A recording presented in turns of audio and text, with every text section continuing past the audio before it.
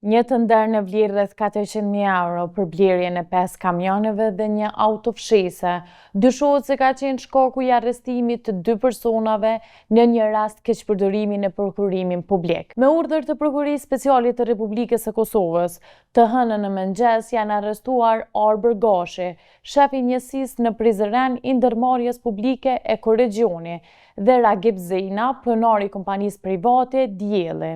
Sipas njoftimit zyrtar, Gashi dyshohet për veprën penale keqpërdorim i pozitës apo autoritetit zyrtar, ndërsa Zejna për keqpërdorim dhe mashtrim në prokurim publik, sipas kodit penal të Republikës së Kosovës. Në kuadër të hetimeve, hetuesit policor kanë kryer bastisje në disa lokacione në Prizren dhe në Ferizaj, përfshirë ambientet të ndërmarrjes publike e Korregjoni, si edhe një subjekt privat. Prokuria Speciale ka bërë të ditur se urdhri për kontroll është realizuar si pjesë e hetimeve për dyshime serioze lidhur me parregullsi në procesin e të nderimit.